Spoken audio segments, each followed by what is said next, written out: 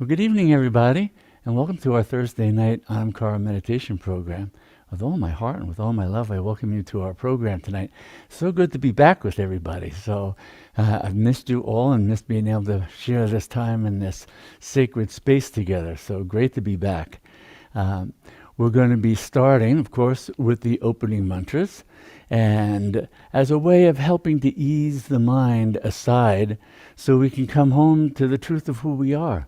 The reason why we're here, to know that divine essence that you already are, that you bring tonight's program, your sublime divine self, the power of your practices and commitment, and to be fully present, we make use of the power of mantra to help ease the mind into a quieter state, and also to help our consciousness really separate out, to step back from the mind. So even if it's, a noisy little thing over on the side, we're not caught in it. We're not identified with it, not bound by it. So we'll start with the opening mantras.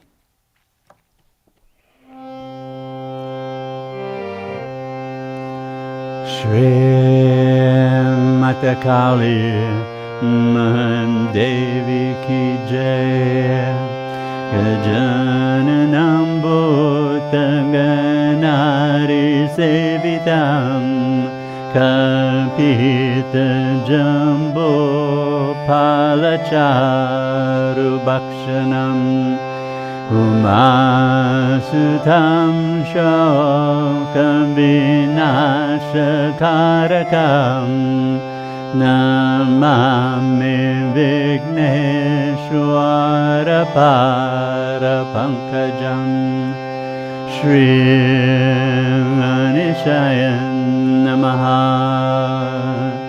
Shri Ganeshayan Namaha Shri Ganeshayan Namaha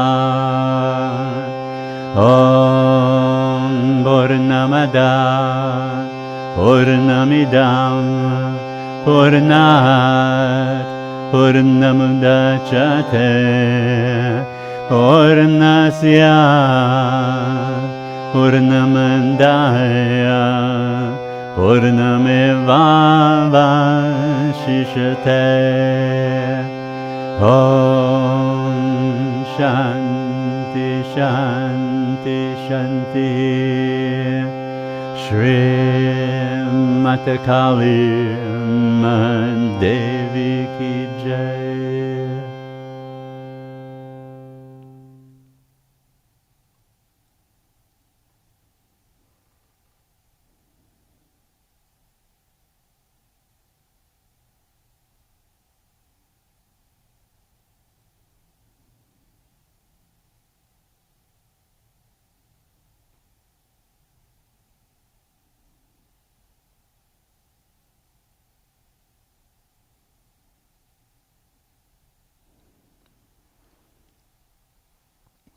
So once again, with all my heart, with all my love, I welcome you to our program tonight.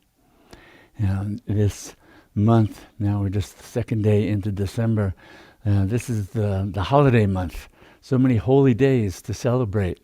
Of course, as yogis, we know every day, every moment is the celebration of the divine revealing itself. Because really, when you look at the holidays, they're all about celebrating revelation. And ways that humans have experienced that revelation.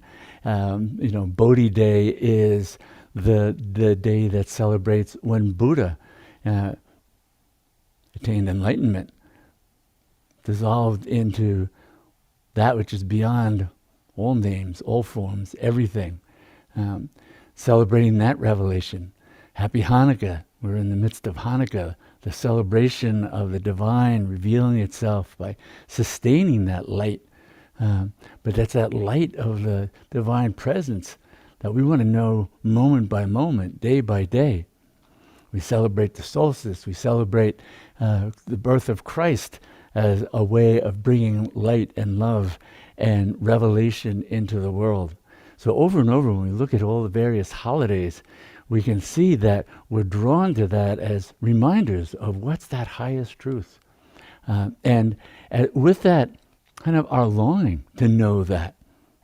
What drove Buddha was his longing to know, to go beyond everything, to know what it means to attain a state free of suffering so he could then pass it on to all other beings. And it was his great lament that he couldn't just pass that state on. He could only pass on the practices, because it's up to each and every one of us to realize that within ourselves, as ourself. So we do the practices, and we celebrate, both historical revelations, but we also celebrate, what are the different ways that we experience that directly for ourselves. It can be for an instant, can be for longer, but to know that each and every one of us has that capacity to feel that living presence of the divine, and to know that as long as we get out of the mind. So that's really what our practices are about, is really opening up the door to that living presence that's already here. And it's that door that takes us just the other side of the ordinary mind that so fills the space of our consciousness moment by moment, literally from the moment we wake up till the moment we go to sleep, and often throughout our dreams as well. So the practices are aimed at entering the stillness, entering the silence, going beyond the mind. And, we didn't meet for a couple of weeks, and part of the time that we weren't meeting, I had the good fortune to be able to spend some time in stillness and silence, kind of a little retreat time for myself. And, it's like going to the well. We've talked often about the hero's journey, and how the hero's journey is one of sort of leaving the ordinary confines of society and culture, going on some kind of adventure and tasks that we have to fulfill, and then, gathering some gift, some wisdom, something precious that we then bring back for the benefit of all. And when we understand that monomyth is what Joseph Campbell talked about as the hero's journey, that's encapsulated in every time we sit to meditate. Every time we sit and sort of let go of the world, turn our attention inside, pick up the throb of the infinite as mantra, as living presence, and dive into that and see what we then bring back to inform our day-by-day life, bring it back for the benefit of ourselves and our family, all those that we know and love, and our community at large. So every kind of practice, kind of in a way, fits into that understanding of that hero's journey and what unfolds for us as we're doing that. And it helps to inform the profound nature of practice. The ordinary mind makes things ordinary. And it does that to meditative practice as well. Oh, I just got to sit. Oh, what time is it? How long do I have to sit? That's the mind. It's made it a chore. It's made it ordinary. It's lost that light of revelation, that we're sitting here to receive the revelation of the infinite in the moment.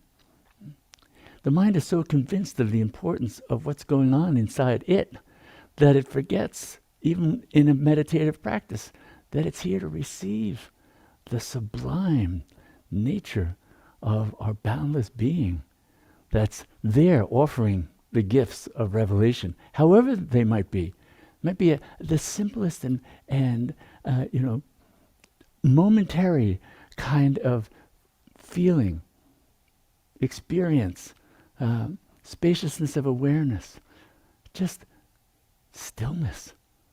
For most of us, just being able to find the stillness, the silence, the freedom from the constant chatter of the mind, that in itself is a most divine gift.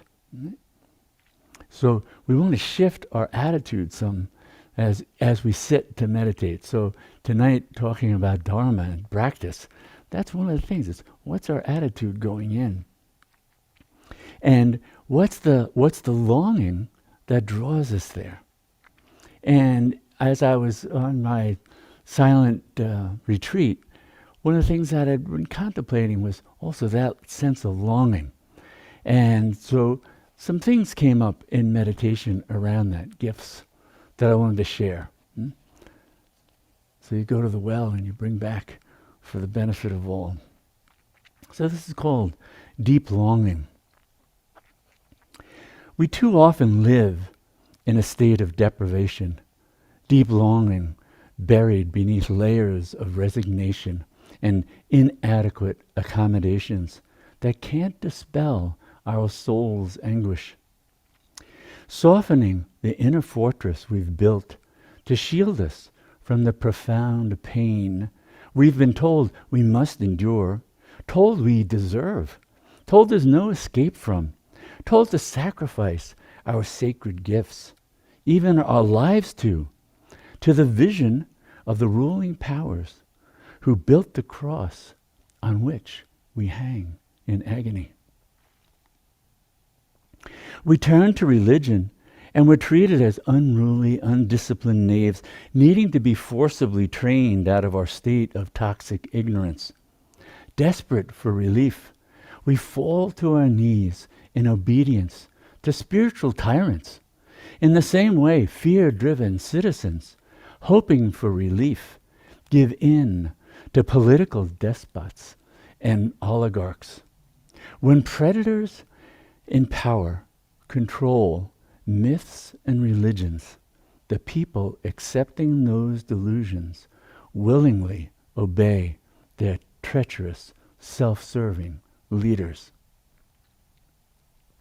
Even the grace-filled gifts of enlightened ones, avatars, sages, saints, Christ, Buddha, Muhammad, in the hands of predators become sticks, stones, weapons, and brutal barriers of exclusion. Is not our state of anguish, our often denied state of desperation, a natural response to our deprivation? To our soul-deadening, relentlessly exploiting materialist society? How we've been enculturated to seek relief through consumption and competition serves those in power, but our hearts and souls are tortured and starved. Don't blame yourself, don't blame your soul for not being nourished by the thin gruel that is offered. Those blinded by power always blame their victims.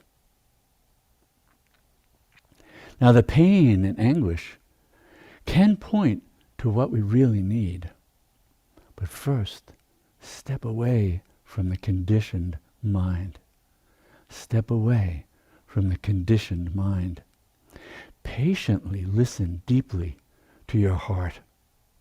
The grace-filled missives from holy mystics who have gone beyond all dogmas and religions hint at how to look within for genuine answers, for ineffable truths, for the direct knowing that has always threatened religious and secular authorities. Mystics are revolutionaries. You are a mystic. Throw off the bonds of convention and collective delusion. Dare to ask yourself, how fully, completely loved do I feel every day? Oh, you dear sweet soul, you deserve that every moment of every day. The divine within you is radiating that right here, right now, always. So turn to the source for what you need. Ask, how have my heart and soul been loved and nurtured, and had their inherent worth reflected back from the time I was conceived? What did I learn about lovingly nourishing myself and others every day? Has my mind been loved and cared for in ways that nourish it and strengthen it to lovingly know and to selflessly serve?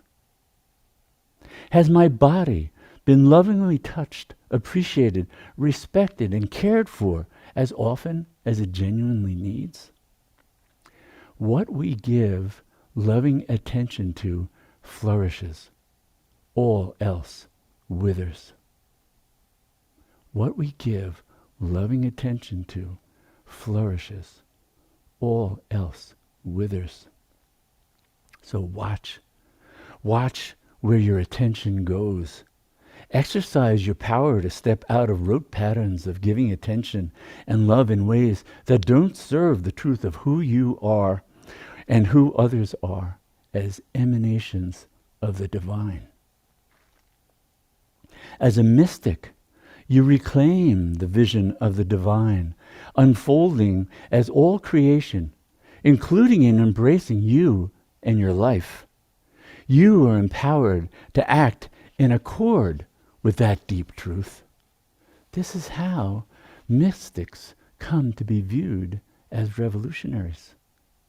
Material ambitions and success never meet the anguished cries of our souls in need of the divine's embrace. The graceful hints and practices passed on by mystics for thousands of years serve as starting points, not end points. Direct knowing unfolds in the sacred vessel of your heart, the true Holy Grail, the temple wherein the divine has always dwelt. So lovingly engage in practices, meditation, contemplation, seva, always lovingly. Meditation is a state of pure, all-embracing love. Unity beyond even the concept of unity. So don't bring a stick to your practice. Wrap yourself in a soft shawl to remind the body-mind they are enveloped in love. Wrap the mind in a shawl of wonder, gratitude, love, and awe as you sit in the divine presence. Here, you are lovingly invited to let go and let go at your own pace. Let go and let go into that love. And choose love moment by moment. Choose love and you've chosen God. That's what it means to put God above all else. Put love above all. The mind will eventually discover what all mystics discover. The inexhaustible wellspring of love already within you will fill you forever. That's what our practices are about. Knowing that. Not knowing the minutiae of a ritual. That helps to gather the mind and focus it. So that can be helpful at some stage. But we want to drown in the love. We want to dive into the ocean. Everything else is just a pathway up to the beach. Then dive in. So our practices, they need to be informed with that understanding that when we sit,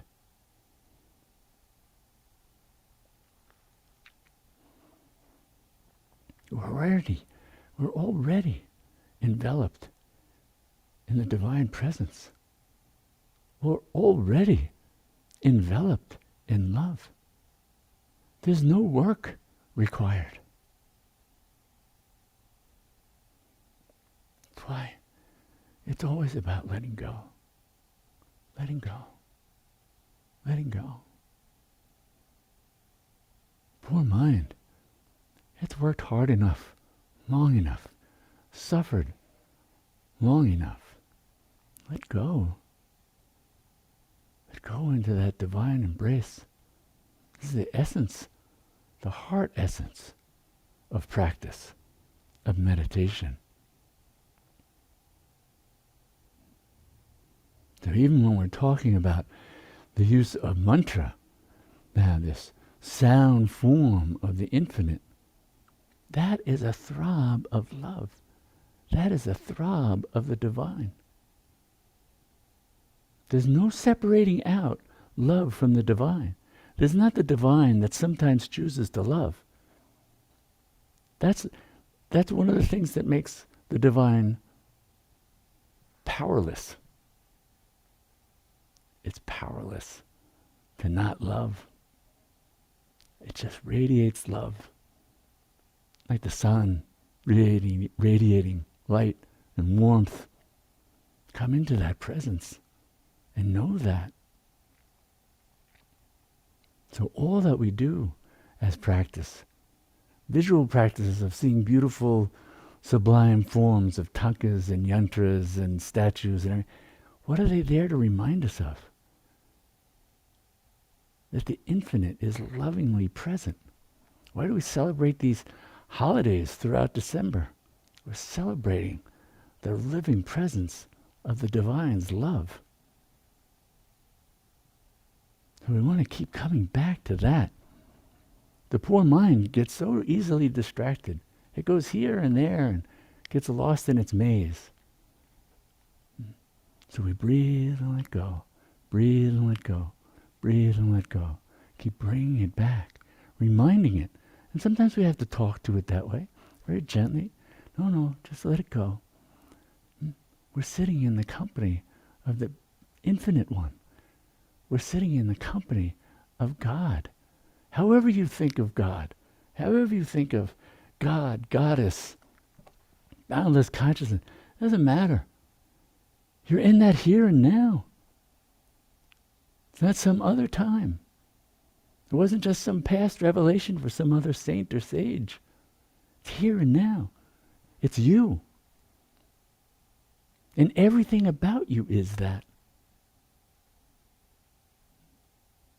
It all springs from the eternal one.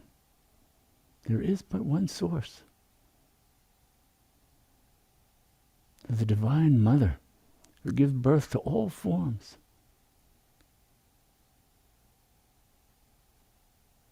When we get into that place where we can let go of involvement with the form.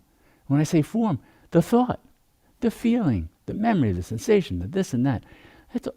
Just step back and go, oh, this is just all her play. She's creating all these forms. It's just a dance of energy. The energy of the infinite, giving birth to infinite forms. You are that, giving birth to infinite forms within your own mind. Revelation is happening moment by moment. Revelation is inescapable, except by forgetting. That's how the mind gets lost, forgets. It can take lifetimes to remember. Lifetimes. So let's not waste our time now. Let's keep remembering moment by moment. Keep coming home to the truth, the divine, that living presence. Then we can meet the challenges of the world, knowing that fullness of that self-luminous love. Helps us to see, there are deeply afflicted people in the world, acting out of fear and anger, lack and want, inflicting pain and suffering on themselves and others. So we can have compassion for that profound nature of their ignorance, their self-forgetting, their pain that forces them to act out in these ways, even when they think they're doing something wonderful. They're not. Acting out of attachment, fear, ignorance. We can see that. Then we can respond. Then we have the freedom. We have the strength. We have the wisdom born of direct knowing. We walk that into the world. A world that's in desperate need of the light of your wisdom, the light of your consciousness, the light of your love, the light of your living presence. You walk that into the world everywhere you go.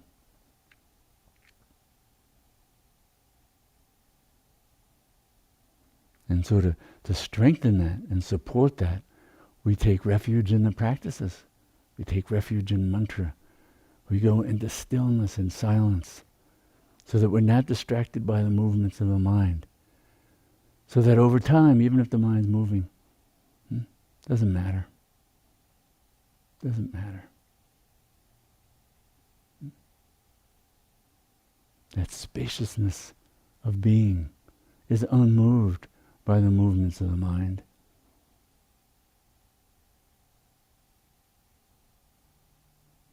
So we come home to that over and over.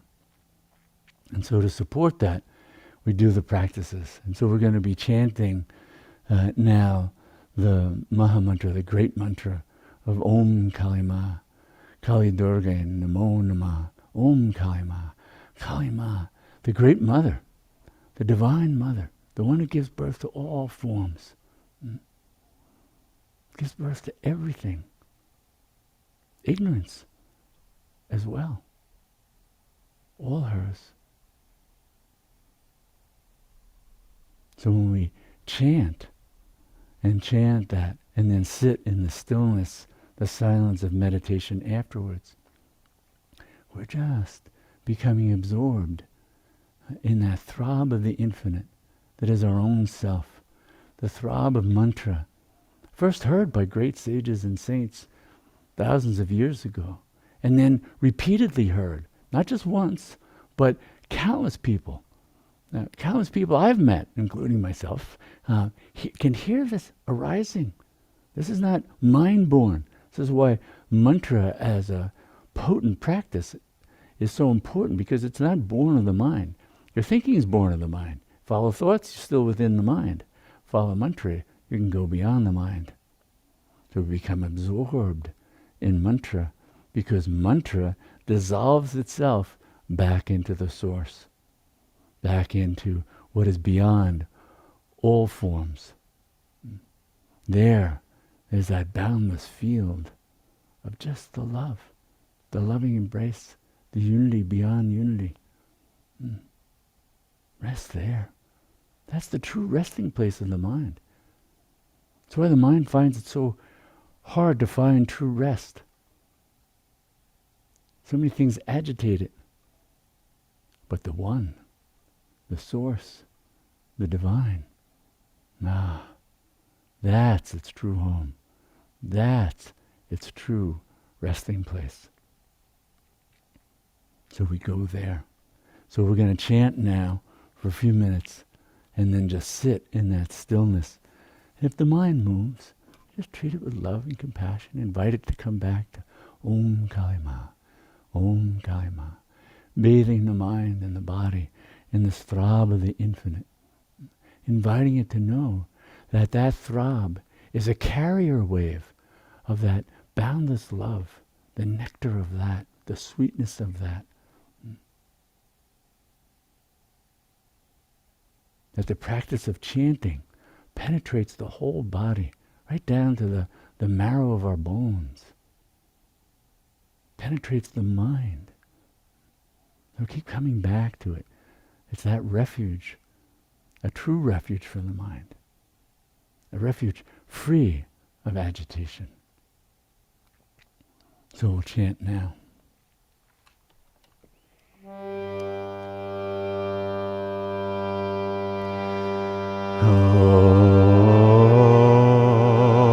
Om Kali Ma, Om Kali Ma,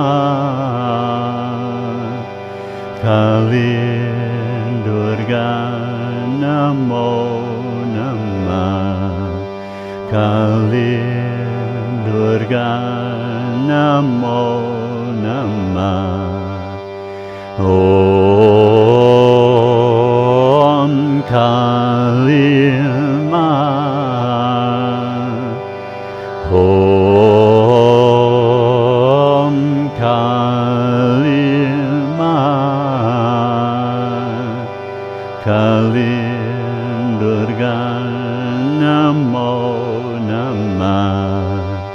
Kali Durga Namo Namah.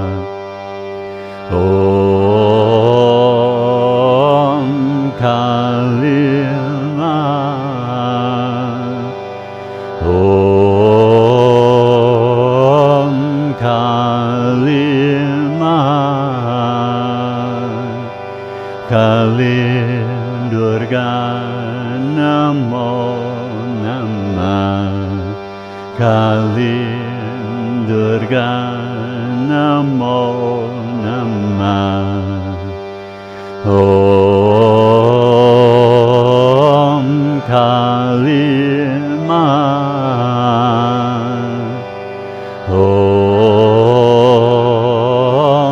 Kali Ma. Kali Durga Namo Namah. Kali Durga Namo Namah. Om Kali Ma.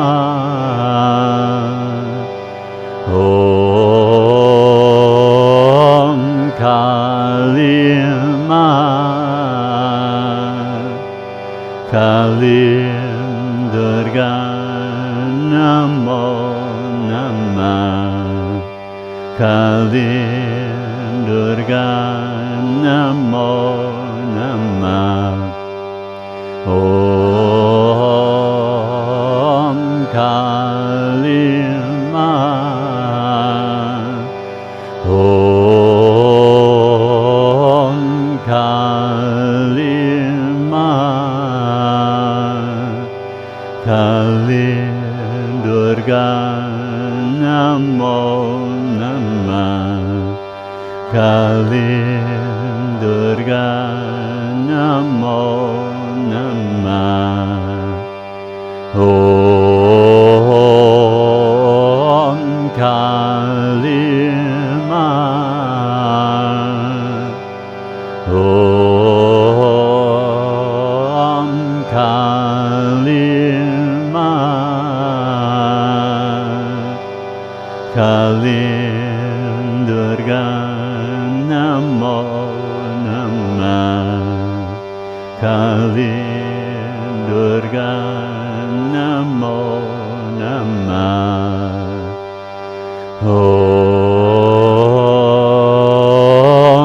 Kali Ma. Om Kali Ma. Kali Durga Namo Namah. Kali Durga Namo Namah. Om Kali Ma. Om Kali Ma. Kali Durga Namo Namah. Kali Durga Namo Namah. Om Kali Ma. Om Kali Ma. Kali Durga Namo Namah. Kali Durga Namo Namah. Om Kali Ma. Om Kali Ma. Kali Durga Namo Namah. Kali Durga Namo Namah.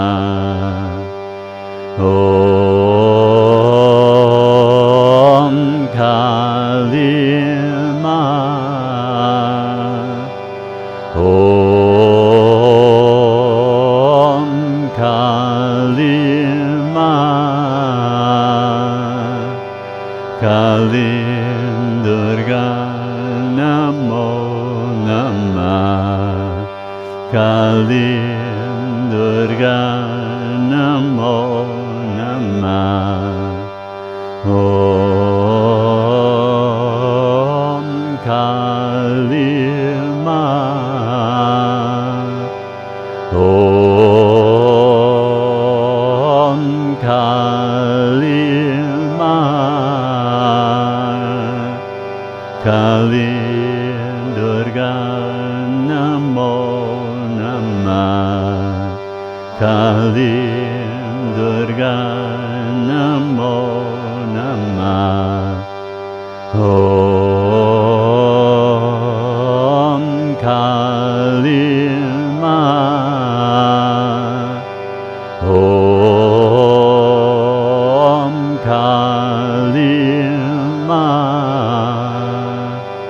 Kali Durga Namo Namah, Kali Durga Namo Namah. Om Kali Ma,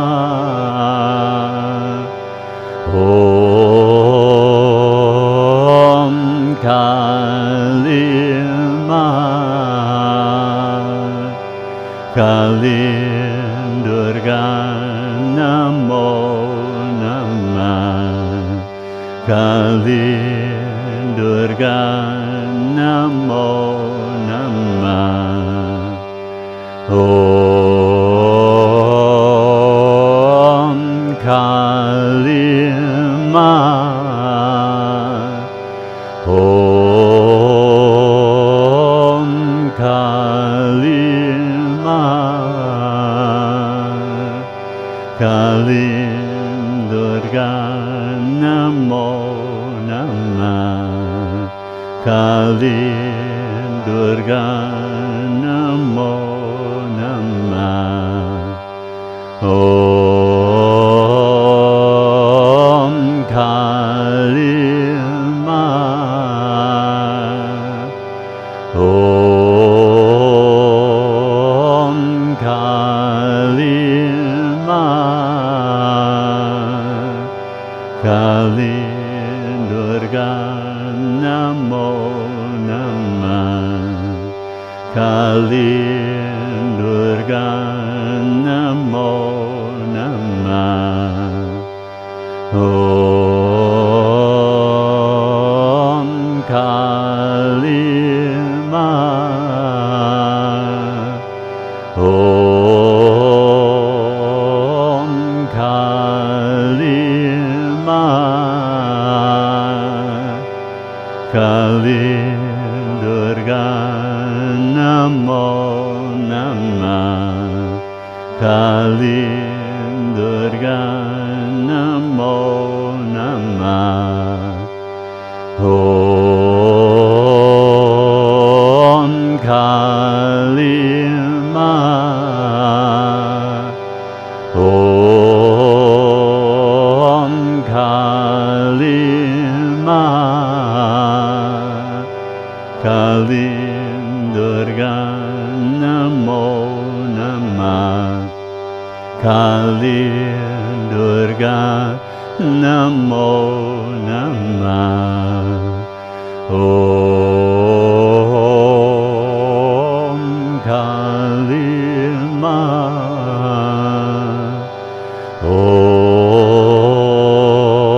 Om Kali Ma, Kali Durga Namo Namah, Kali Durga Namo Namah. Om Kali Ma, Om Kali Ma, Kali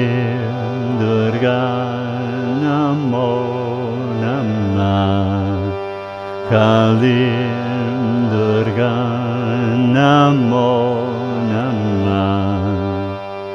Om Kali Ma. Om Kali Ma. Kalim Durga Namo Namah. Kalim Durga Namo Namah. Om Kali Ma. Om Kali Ma. Kalim Durga Namo Namah. Kalim Durga Namo Namah.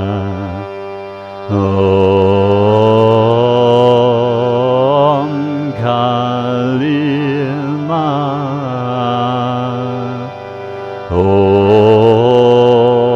Om Kali Ma. Kalim Durga Namo Namah. Kalim Durga Namo Namah.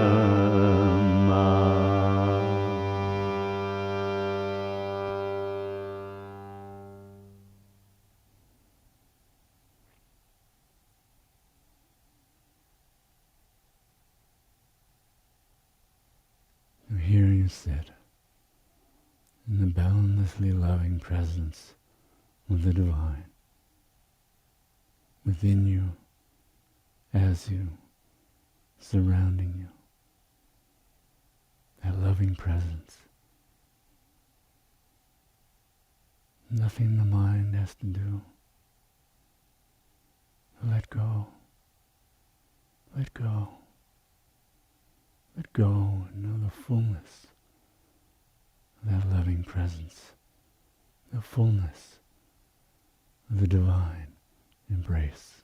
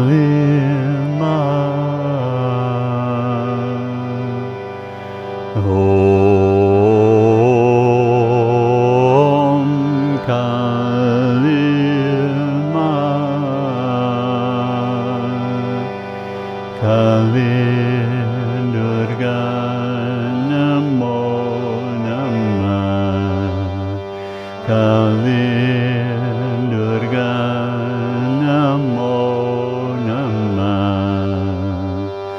Om Kali Ma.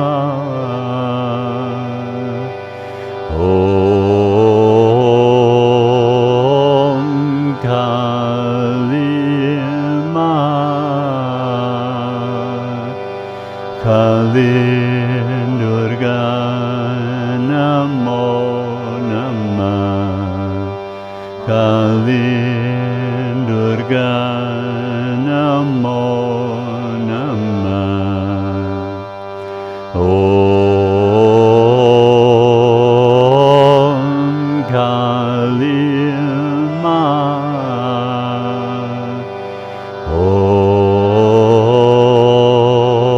Om Kali Ma. Kali Durga Namo Namah. Kali Durga Namo Namah.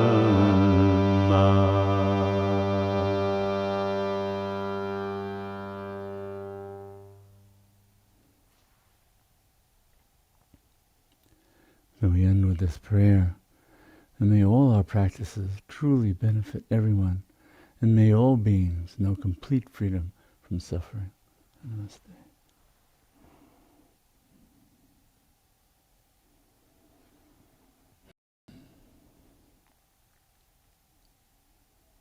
The living presence. That's the loving presence. If we don't know that in the moment, because we're in the presence of the mind, we're identified with the mind, letting that go in what's already fully present, fully there, fully loving, all embracing, no one, nothing left out. That's the divine. Keep coming home to that. Even if that's just an idea for the mind to begin with. It's an idea that orients it in the right direction.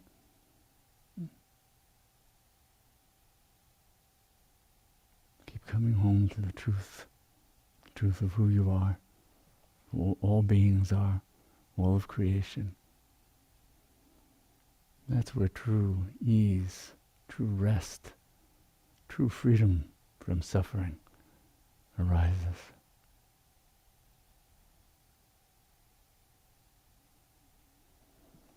So I want to thank you all for coming this evening and bringing your divine presence, bringing the power of your commitment and the power of your practices. Thank you for being ones who pursue that truth, pursue direct knowing, so that you can walk it into the world and help the world to reclaim that. That's what's so desperately needed. So thank you. So however you're celebrating all the holy days of this month, remember the true temple is the human heart, the place where God has always been.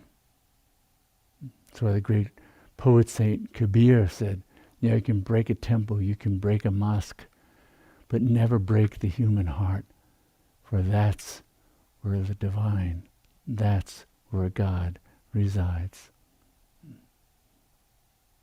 So live in that truth, walk in that truth, delight in that truth, revel in that truth.